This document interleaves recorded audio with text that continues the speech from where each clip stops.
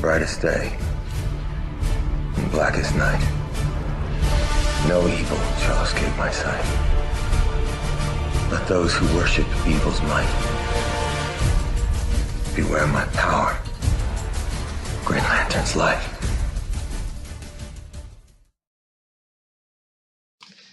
Hi everyone. Yes, you've probably guessed by the title sequence and the ensuing quote, which was playing over those titles, the open sequence. And with a mask, a symbol, and that isn't enough to give you a clue as to what I'm doing today for my 100th video. Yes, no, I can't quite believe it myself. I thought I got to I was on 80 something or early 90s in the amount of videos I've done. I hadn't realised I'd gotten this far, got to 100. Big shout out to Tony, Soundwave SG1 for his suggestion of what I should do for my 100th special review video. So cheers for that, Tone. Yes, Green Lantern, GL, the ring bearer, the hot-headed at times, depending on which Green Lantern we're speaking about, ex-Marines, out and out jerks. Yes, I'm looking at you, Guy Gardner. Artist, giant aliens, sentient flies, multi-limbed aliens of Lord knows what planet you're from. There's been quite a few. A good percentage of the Green Lantern Corps are aliens, although I suppose technically, since a good amount of humans are on an alien world, the aliens, so it swings around about. So some of you might be, if you've no idea, you've probably heard of Green Lantern. If you've seen the live action film starring Ryan Reynolds, you have my sympathies. I think that's actually where the mask is part of a set I got. I don't know, it's the only GL mask I've got, so I'm running with it. I'll give you a little. I'm not going to go too much. If you don't know about Green Lantern, just go on Wikipedia, just put Green Lantern, and you'll get the gist. It's going to explain. The links, especially if I put one of the Wikipedia link, will explain what. Oh, this glass is going to keep going down now. I'm going to take this off because it's. It's better. That's so uncomfortable. Anyway, I can see. Yeah, they can explain in a lot more detail what the power rings can do, why it's got colour, the background of the core itself. Yeah, I'm going to take it off for a second. But with pop over here. The purpose of this video today, Tony said review Green Lantern. I said which one? I've got 7 Green Lantern figures. He do all of them. Fair enough. I'll give a bit of brief information on each character as I go along. So where better to start than the very first one from the 1940s. These very traditionally sort of 1940s superhero standout or garish uniform is Mr. Alan Scott. Now you notice his symbol is slightly different. When DC, or I think it was a company at the time, they first published Green Lantern, I had no idea how popular the character would become, and then as different companies were acquired by what became known as DC Comics, a lot of them got a big reboot in the early 50s and 60s. Green Lantern for one. Flash got a new name, new costume, same panel set. And he did something similar with Green Lantern. But this one, Alan Scott, basically the same abilities, powers, etc., which later Green Lanterns and Green Lantern Corps itself would get.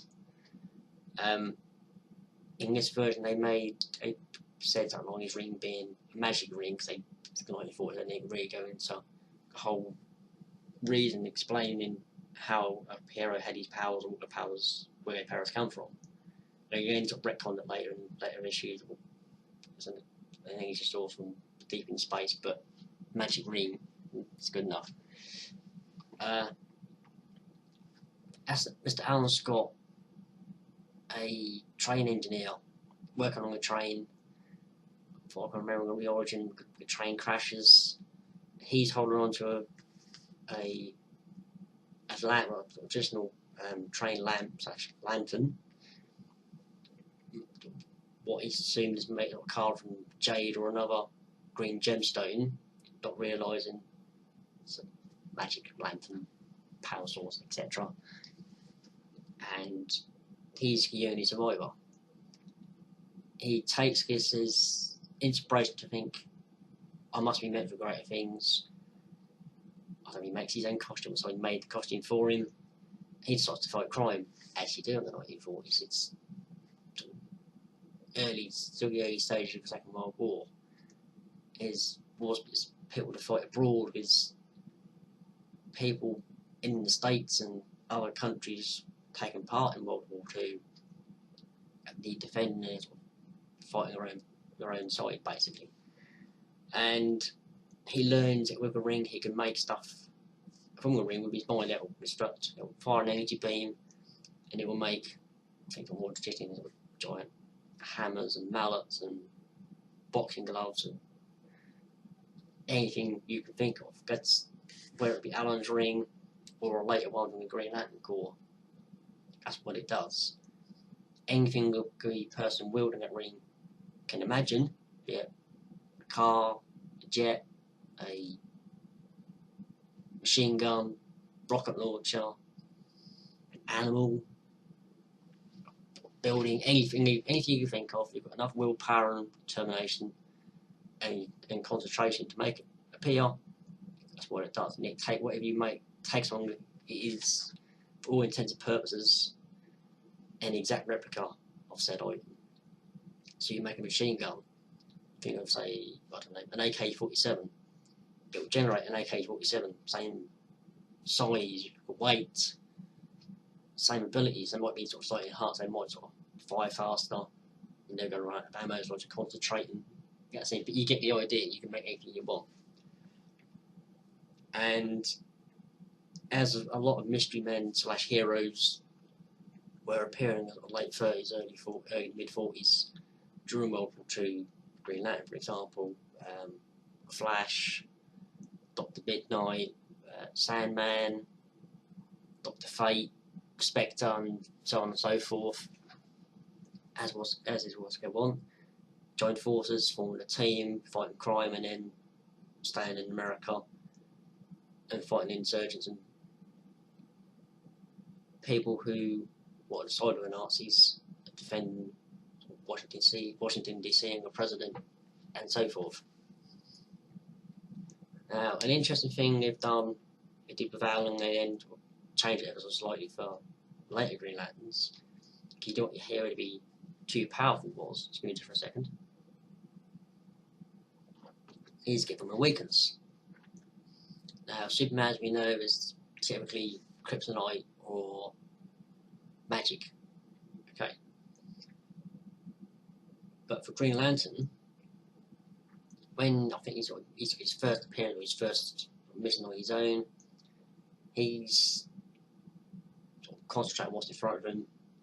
He's hit in the head by somebody with a block of wood, and he makes a subconscious connection between that event and thinking, oh, I can use a ring on anything except items made from wood. That's not actually the case, but he sort of forces himself to believe that's the case, and that's so from then on, if a lump of wood or a tree is going to fall and it's going to hit somebody, he can't affect it. I don't think it's a great weakness. They could change something else, but what you're going to do is the 40s for crying out loud. So that's him up till sort of the late I think early mid 50s, and they tried to reboot everything. So we then go on to Mr. Hal Jordan. I'll get back in shot here. In his original GL costume, it changed ever so slightly about the sort of shoulders, but for all intents and purposes, the uniform doesn't change much. Green mask to the purple, I think it looks better. Black and green uniform, the colours work really well together. They help stand out from each other. The white logo with the green core symbol in the centre, and white gloves. A lot of people say, well, why didn't they have green gloves or done something else, white, or maybe white boots? Something like that. It could have worked, but it's just enough to break up the cars, break up the body. I think it looks good. Now, he and Alan and other GL core members and his other cores, I'll put a link to roughly bring describing that. Each have is the lantern that Alan was actually holding on to when the train crash took place. And these power batteries are what give, when your lanterns are in their own sector, especially for Hal, not so much for Alan, a power for their rings. It's been changed so many times, but originally the ring could work for 24 hours and they really overexert themselves and it would run out quicker. Once that's it, no power, they'd have a really sort of bare minimum of charge to give them a sort of low level force field and sort of they're in space and just run out of power. They went diving, running out of oxygen and stuff like that. But the idea was, once it's out of power, they have to recharge it to continue fighting or battling whoever they were going up against. And it became sort of a trope, or right at power the last second, just with the battery ring recharged, defeat the bad guy, etc., what have you. Now, when other members of the Corps, Hal included, were on the home planet of the Guardians on Oa, there's a ginormous version of one of those right in the centre of the main city, or the hub of Oa, and they could recharge it there. Now, as you heard at the intro, which I had to take from the Green Lantern film because there's not many clear examples without music playing in the background of the oath being recited. I can't recall Alan's off the top of my head. I think there's something. I'm going to have a look now. Actually, where are we? It's ever so slightly different. He made it himself. Alan.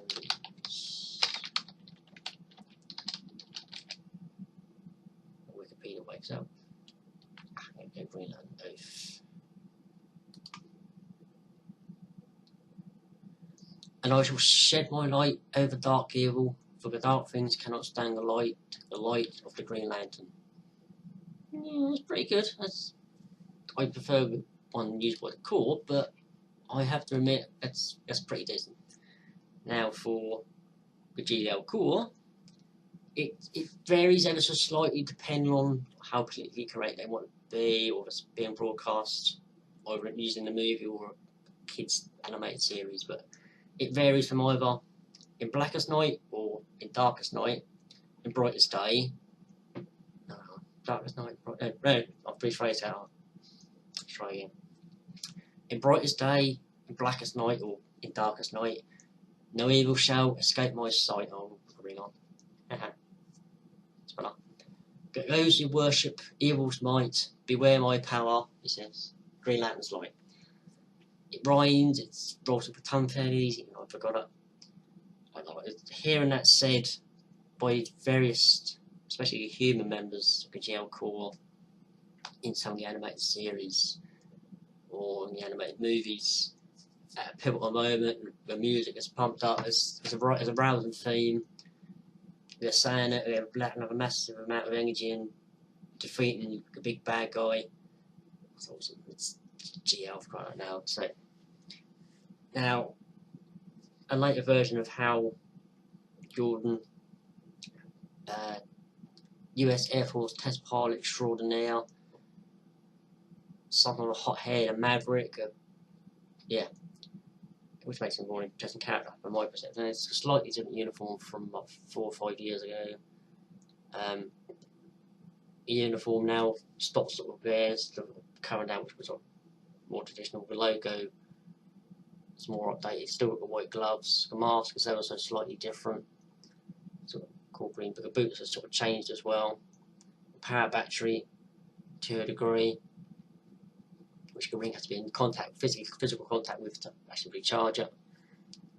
Just make a little sculpted ring on the hand there. And while I'm on there, I love these figures. I'm getting into them, reviewing the figures as well. What I like about Allen's, part of that is almost a silk material cape, which can come off, which is quite cool.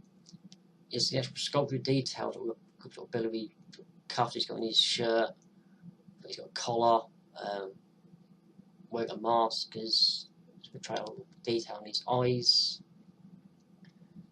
The straps on his boots. He's had about 2 or 3 different uniforms every year, and they get changed. Those Howls and other ones.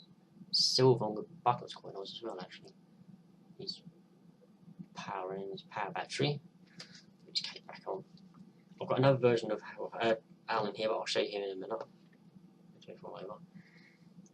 So, I mean, this one I've had, what was it, early 2000s, early mid 2000s, when I started going to my local comic shop a lot more. It's not a great amount of detail there, but this one's more traditional 50s, 60s artwork style, the whited out eyes and the rounded off mask, or the domino mask. I'd never had a Green Lantern thing. I think I'd been getting into comics, or I'd been watching a cartoon or something. It got me into the series, and I'd spoken to the guy who runs my local comic shop. So it's an old figure. Can you get it in? He did, and it came with this version of ring. It's not a fantastic ring, but it does the job for me. He got it in ever since I bought other ones of him, some from Forbidden Planet, so a toy collection I've been doing over years. I've had a few, some on Amazon. I haven't of eBay yet, I don't think, no, some sort of trader is. I've had a few. This one, it's based on this figure, but you notice, hang on, let's try again. It's based on overstuff, so it's slightly bigger figure. Now I've taken this in 2 minds as to what it could actually be. So either A, an energy ring, GL ring construct of Hal, and this is what you do, you create people as well as animals and vehicles and weapons.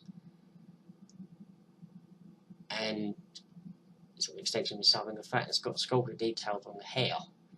You can still see, just about see the outline of the mask. I do wish that had actually been translucent as well, but I might change that some more. I know anyone can customise it for me. Also, they can change it. I need to obviously screw and stuff over. It's translucent plastic. You can live with that.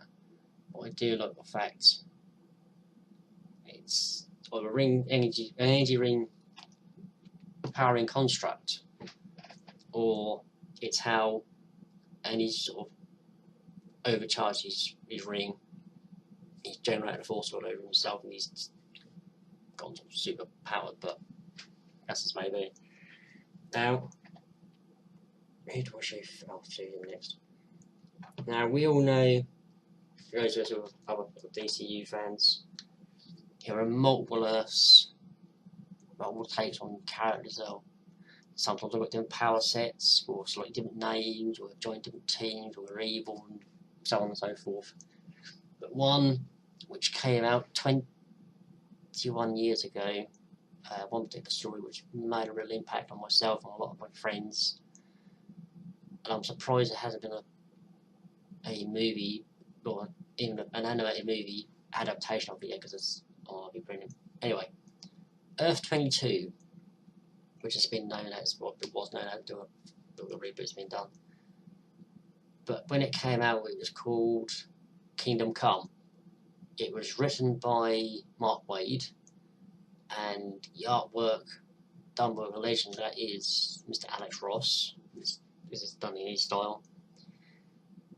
Showed a lot of familiar faces: Superman, Wonder Woman, Flash, Spectre, Batman, for example, loads of many heroes. This story was set 20, 30 years, however you want, in the future.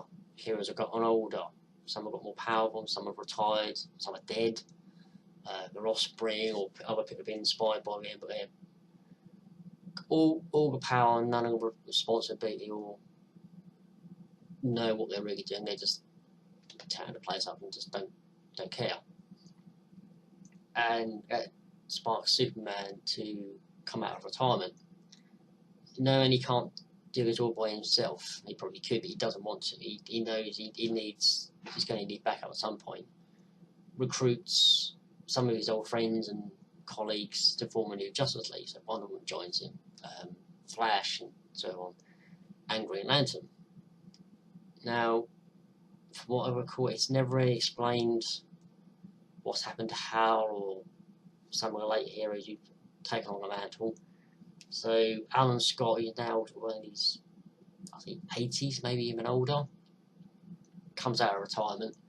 He's since set up a ring construct space station. He's maintaining he's created a space station in Earth orbit as a sort of early warning defense platform, essentially from trying to protect Earth from alien invasion. He's not a complete recluse, but he's become a bit of a recluse. He's guarding the planet. He's protected from space. So the entire space station, which must be a mile wide and tall, if not larger, is made entirely by his ring. Since that time, he's taken his power battery, his lantern, absorbed it over into his body, or he's constructed a suit of armour for himself, more like medieval knight's armour. It's directly into his suit, and I'll take off for a minute, which that's quite cool. What I like, it shows that he's losing his hair, he's gone grey. He's now wearing a green mask instead of the more standout purple one. In fact, he's got more traditional GL symbols. What's a power battery there? I don't think he's going to show very well. More sort of traditional Green Lantern symbols on the armour. The pauldrons there, the cape, which is quite cool. I like the design. They went for something a bit different. But what I like is especially this figure in itself. What it comes with, it's a ring, construct, constructed sword. This is the style of his sword, which I like the look of. Which is quite cool. Otherwise, I'd better look at it. I do like that. Another one of translucent plastic. It works really well. It's just such a unique design. That's another one. If you've not read Kingdom Come, the sequel, the book itself. Just look up Kingdom Come, Alex Ross. Try and get the hard copy if you can. There's loads of sketches and behind the scenes and sort of bios and what's happened to these characters since we last saw them. So now I haven't got figures who can follow on characters, but there's been other, say, Earth-based Green Lanterns. Guy Gardner, something of a hothead, but really is a bit of an idiot. But some people might not a massive fan, but I still respect him. Who else? John Stewart, who most people, it's probably their first exposure to the Green Lantern character, was in the Justice League, and then Justice League Unlimited cartoon from 10 years ago, a little bit longer, I think, like early mid-2000s.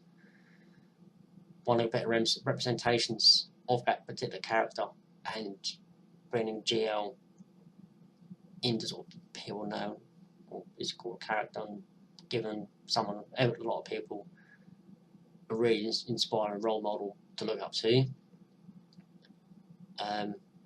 Alan Scott, his daughter, Jenny Lynn Hayden, aka Jade, not the best code name, but inherited his powers and at times has taken over from my next character I'm going to review, as a Green Lantern.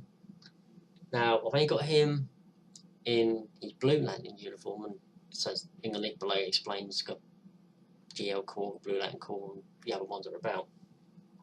Is Mr. Carl Rayner, which I do like the good design they gave for Blue Lanterns and his power action. It's more of his traditional GL costume because he's got the what's affecting a crab mask. I did like his uniform when he first appeared in 1994. He had his own uniform. He's an artist. I've written on comic books and magazines and other things. So when he first put on the ring, he had what's essentially the traditional GL Corps uniform. He wanted to sort of make his own mark as a hero, not just be compared to Hal or Wild with help from Alan and his girlfriend to make his own uniform. So it's basically his uniform, but it would have been green instead of blue and the green little crab mask. And you can imagine that someone who's an artist could be really creative in the ring and really sort of opened his eyes what he could do in his day job and as a superhero. And he loves sort of anime and cartoons and comic books and sword and sorcery and fantasy type stories and artwork. Some of the stuff, great stuff he designed, like sort of sci-fi stuff. It was a really great idea. So I suppose figures out. I'm only level 1. There are at times some members of the GL Corps and other heroes. Well, actually, I'll go on this point first. There have been times other heroes in the DC universe, either permanently or even on a temporary basis, have wielded a Green Lantern power ring. Prime examples: Batman. I love the design they did for his costume. A feature version of Superman. Green Arrow, he had one. This is quite a great panel explanation. That's a pretty spoiler, but I'll give you the basics. Green Arrow is up against Sinestro on the Justice League's Watchtower sort of space station moon base thing. His bow has been broken. He's got no arrows. He has possession of the Green Lantern. I'm not going to explain how. He slips on. He tries to recite the oath. Can't remember. He gets nothing. He gets the ring charged. He manages to fire a single, not very well made arrow at Sinestro. He's bleeding from the nose. He's sweating. He's in agony. And then he's sort of saved. And as he's sort of speaking to Kyle Rayner, and he said, I had no idea what it took just to sort of say, just about generate a ring constructed arrow. And Kyle said, yes, like I said, every time it takes an enormous amount of willpower, concentration, determination to even get the ring to light up, let alone make some of the stuff that you see these guys doing, and they're doing on a daily basis, practically. So you got to have a lot of respect for what it can do. But again, other times, Kyle, he and Hal both joined the Blue Lantern Corps at various times, and if they've been corrupted, they've been members of the Sinestro Corps, which is Yellow Lanterns, but Sinestro basically actually a logo for them is quite cool as well. That's a variation of the GL logo, but it's traditional. If one of any hero is wearing a green Sinestro Corps ring, I don't think the details are going to quite show. I don't think it is. Apart from the uniform turning from blue and black or green and black to yellow, they all seem to get this sort of pointed, sort of striped, sort of jagged look to them, which is quite cool.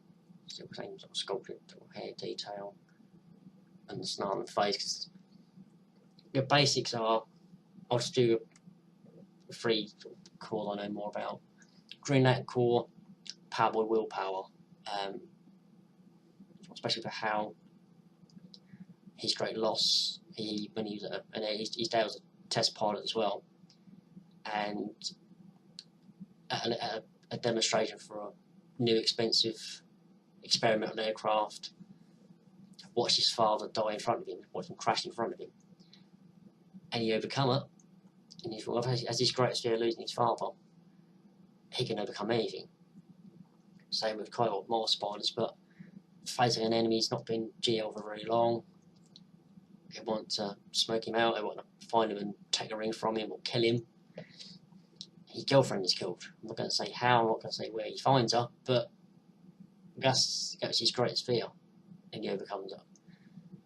So, but then we then go on to Sinestro Corps.